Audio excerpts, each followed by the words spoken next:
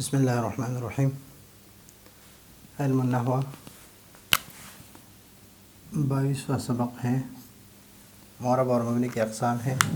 اس سے پہلے سبق میں ہم پڑھ چکے تھے، اس میں غیر متمکن یعنی مبنی کے اقسام کے سارے حروف جو ہے وہ مبنی ہے۔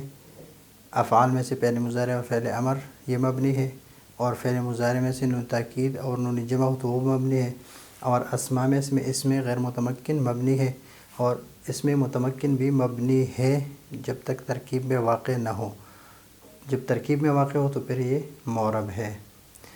تو معرب دو قسم پر ہے۔ معرب دو قسم ہے، ایک ہے اس میں متمکن، نمبر ایک یہ یاد رکھیے، اس میں متمکن، اس کے لیے بھی ایک شرط ہے، اور فعل مضارع، اور اس کے لیے دو شرطیں ہیں۔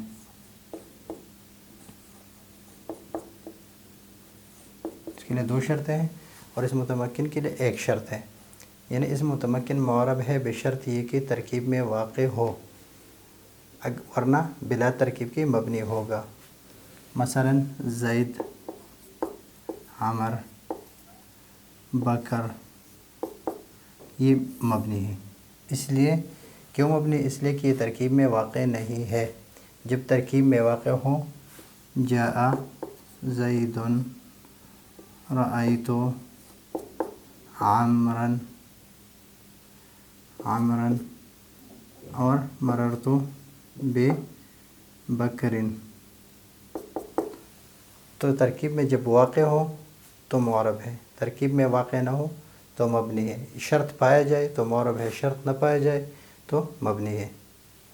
اس میں متمکن کو اس میں متمکن کیوں کہتے ہیں؟ اس میں متمکن کو اس میں متمکن اس لیے کہتے ہیں کہ تمکن کا معنی ہے جگہ دینا، تمکن کا معنی ہے جگہ دینا، اور چونکہ یہ اسم اعراب کو جگہ دیتے ہیں۔ مثلا جاء آیا، تو جاء کی جو اعراب ہے رفع، یہ اس نے اس کو جگہ دی۔ پھر رأیت تو فعل فاعل ہے، مفعول بھی کے اعراب نصب ہے تو اس کو نصب دیا۔ با جو ہے حرف جر ہے، اور یہ کسرہ کو چاہتے ہیں جر دیتے ہیں تو اس نے اس کو بھی جگہ دی، تو اس لیے اس کو اس میں متمکن کیوں کہتے ہیں؟ اس وجہ سے کہتے ہیں کہ یہ اعراب کو جگہ دیتے ہیں۔ تمکن کا معنی ہے جگہ دینا، اور یہ اعراب کو جگہ دیتے ہیں، تو اس وجہ سے یہ اس میں متمکن اس کو کہتے ہیں۔ ایک تو اس میں متمکن ہے، اور ایک مبنی اصل کے مشابہ بھی نہیں ہوتا، اور یہ اس میں متمکن مبنی اصل کے مشابہ نہیں ہوتے۔ مبنی اصل تین ہے، سارے حروف فعل ماضی اور فعل امر، جمیع حروف فعل ماضی اور فعل امر یہ مبنی الاصل ہے۔ اور اس کے علاوہ جو فعل مضارع ہے دو شرطوں کے ساتھ کہ اس میں نون جمع نہ ہو اور نون تاکید نہ ہو، اور اس میں متمکن اس میں ایک شرط ہے کہ ترکیب میں واقع ہو، تو یہ دونوں معرب ہے۔ اور اس میں غیر متمکن جو ہے، اس میں غیر متمکن یا فعل مضارع جس میں نون مؤنث اور نون تاکید ہو تو یہ مبنی ہے۔ تو فعل مضارع کے لیے دو شرطیں ہیں کہ نون جمع نہ ہو۔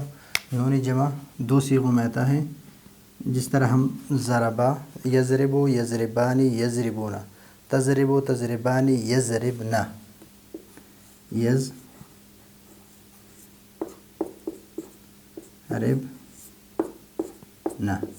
ابھی یہ صیغہ جو ہے یضربنا، یہ جمع مؤنث کا صیغہ ہے، جمع مؤنث اور غائب کا صیغہ ہے، جمع مؤنث غائب۔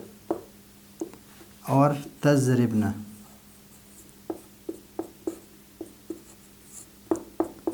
یہ جمع مؤنث مخاطب کا صیغہ ہے، حاضر کا صیغہ ہے، یہ حاضر کا صیغہ ہے۔ تو یہ دو اس کو کہتے ہیں نون جمع مؤنث، نون جمع مؤنث، نون جمع مؤنث، یہ بھی نون جمع مؤنث ہے، یہ نون جمع مؤنث ہے۔ یعنی مضارع کے 14 صیغوں میں سے یہ دو نون والے جو صیغے ہیں، آخر میں جو نون جمع مؤنث کے جو صیغے ہیں، نون جمع مؤنث، نون جمع مؤنث کی جو صیغے ہیں یہ، اور فعل مضارع کے ساتھ اگر نون تاکید لگایا جائے، جس طرح یضربن، یضربان، یضربنان، وہ صیغے جس کے ساتھ نون تاکید ثقیلہ اور خفیفہ لگایا جائے تو وہ مبنی ہے۔ اور اس کے علاوہ اگر اس میں یہ دو شرطیں نہ ہوں، یعنی یضربن اور تضربن، اور نون تاکید یعنی نون ثقیلہ اور نون خفیفہ نہ ہوں، تو وہ فعل مضارع بھی معرب ہے۔ تو معرب کے دو اقسام ہیں، اسم ہے اور فعل مضارع ہے۔